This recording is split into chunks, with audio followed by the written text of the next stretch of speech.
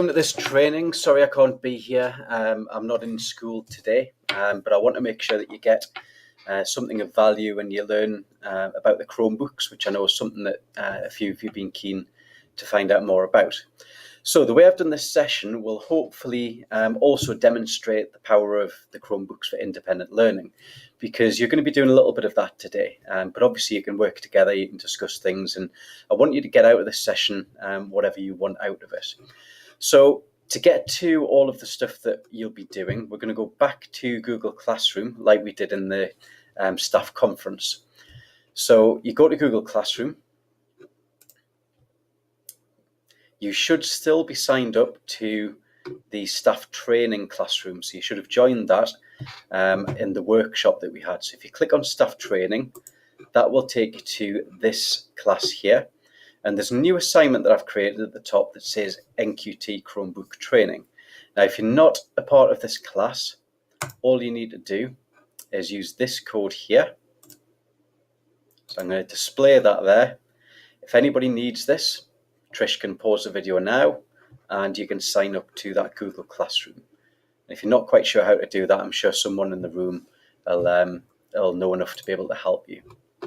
Right, so I'm assuming that everybody is now in and they're able to open up that assignment. Now, what you will see when you open it up is I've set you a number of tasks and I've recorded a number of videos. So the bad news is there's lots of videos like this for you to watch, and you will probably get sick of my voice if you're not already sick of my voice. The good news is you don't have to watch them all. So if you think that you already know how to do something, you're already confident with something, just skip that activity and move on to the next one.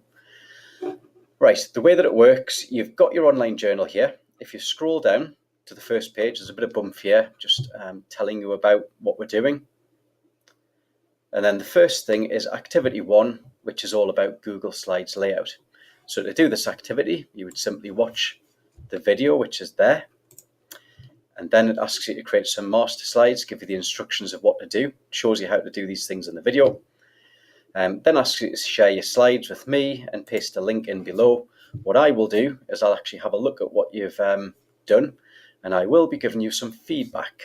And the reason I'm going to do that is I know it's probably not something that you necessarily need, but I'm A, keen to see what you produced, but B, I want you to experience this from a student's perspective. So imagine that you are a student who's been given this document, you're working through the tasks, you get the chance to see what it feels like as a student getting that feedback from a teacher, being able to respond to it, and so on.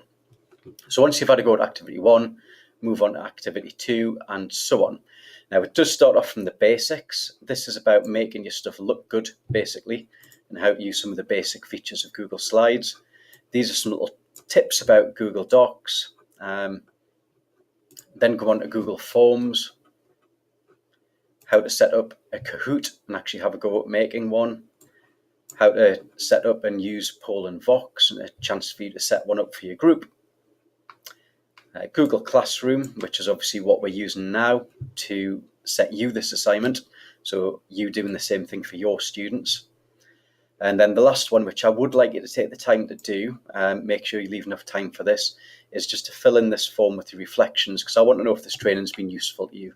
If I'm telling you stuff which is a waste of time or irrelevant or doesn't work or that you already know, it's important that I know that so that I can pitch these things exactly where they need to be so that you're getting your best out of it and I'm not wasting your time in these sessions.